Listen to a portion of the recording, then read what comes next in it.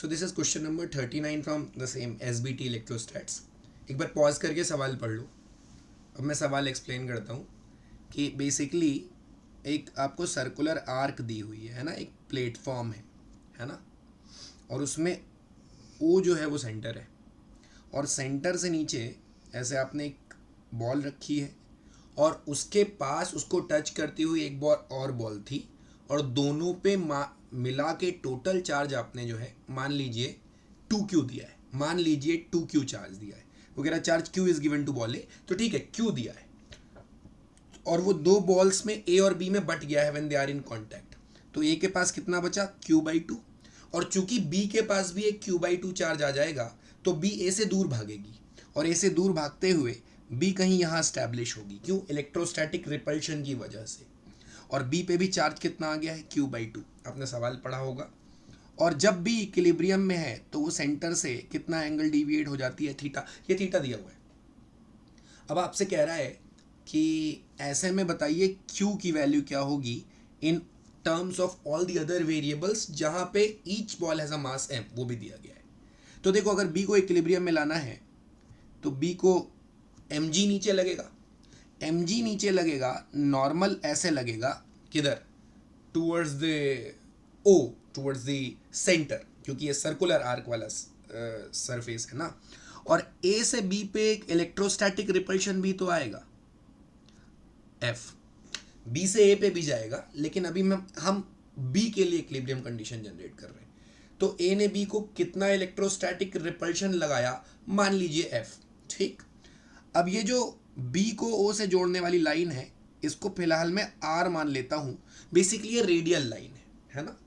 और B पर अगर मैं नॉर्मल के परपेंडिकुलर एक लाइन खींचूं, ये वाली लाइन, तो बेसिकली ये सर्कुलर आर्क के लिए एक टेंजेंट का काम करेगी, है ना। अब B जो है वो किधर अगर मूव करता तो किधर करता? टेंजेंशियली मूव करता।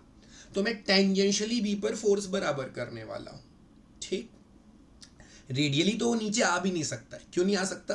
क्योंकि normal reaction anyway is going to balance all the forces which are pulling it against the normal reaction. N तो बैलेंस कर लेगा, पर टेंजेंशियल बैलेंस होना भी तो जरूरी है। अब टेंजेंशियली आप देखिए तो वेट की वजह से एक कंपोनेंट उसको नीचे खींच रहा है। कितना कंपोनेंट नीचे खींच रहा है? ध्यान से देखो, ये थीटा है ना, तो वर्टिकल लाइन से ये जो आर वाला एंगल है, वर्टिकल लाइन से जो आर वाली लाइन है, रेडियल लाइन है।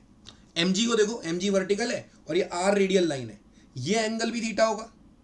देखो जरा, अगर ये थीटा तो mg का अगेंस्ट द टेंजेंट या टेंजेंट की डायरेक्शन में नीचे की तरफ कंपोनेंट कितना? mg sine theta. नॉर्मल का इधर कोई कंपोनेंट नहीं आ सकता। क्यों? क्योंकि normal is always perpendicular to the curvature या टूवर्ड्स द रेडियल डायरेक्शन। तो टेंजेंशियल कंपोनेंट में mg साइन थीटा ने नीचे खींचा, और इसको बचाने के लिए कौन ऊपर ले गया? f का ये कंपोनेंट जो ft है, f टेंजेंशियल, ये इसको ऊपर खींचेगा। अब बस तुमको f टेंजेंशियल कितना है थोड़ा ज्योमेट्रिकली वो कैलकुलेट करना है। ध्यान से देखना, अच्छा सवाल है। अब देखो, ये थीटा है ना, रेडियल डायरेक्शन, और रेडियल से ये टेंजेंशियल डायरेक्शन, ये टोटल एंगल कितना है?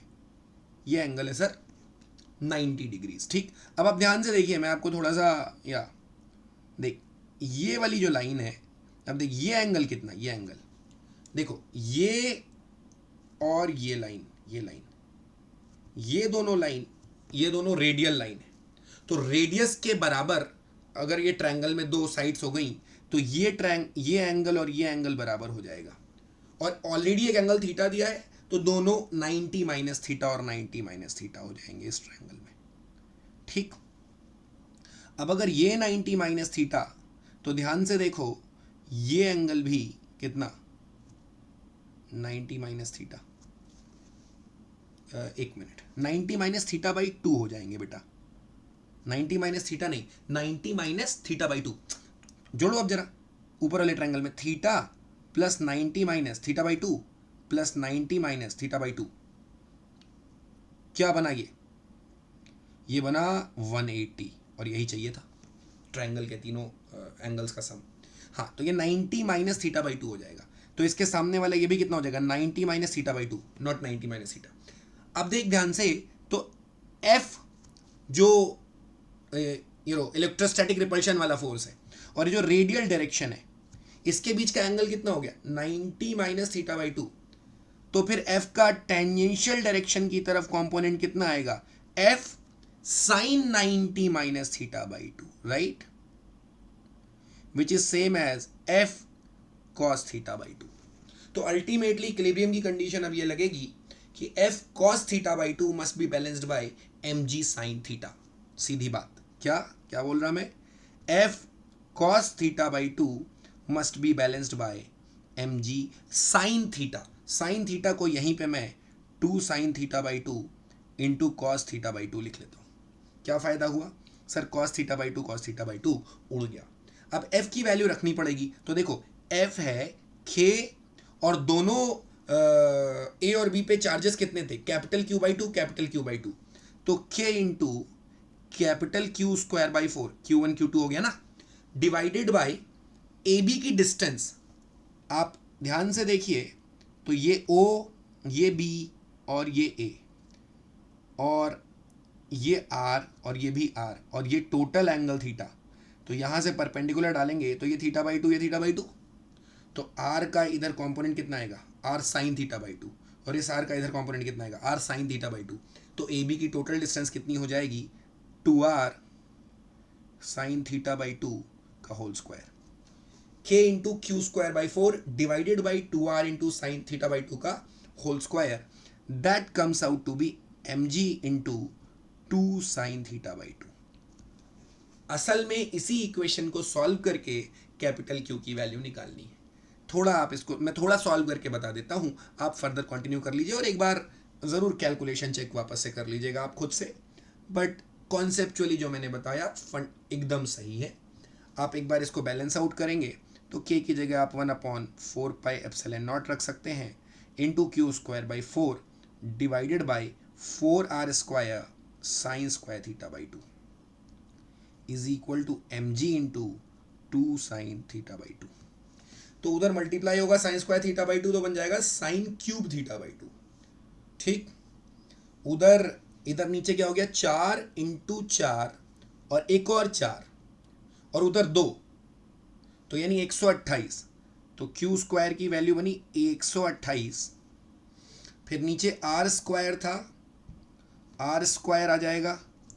फिर इस साइड में नीचे पाई एप्सिलॉन नॉट था, तो पाई एप्सिलॉन नॉट उधर चला जाएगा। फिर just cross check the calculation very thoroughly. उसके बाद पाई एप्सिलॉन नॉट के बाद क्या बचेगा, sine cube theta by 2, so it is 1 into M G of course, है ना।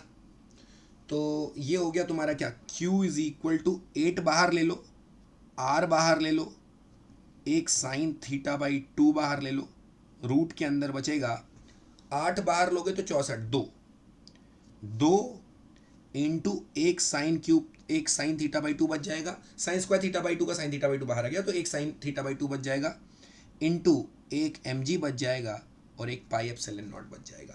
Late me just check the answer if they have given something like this, mg into 8r sin theta 2, सही है।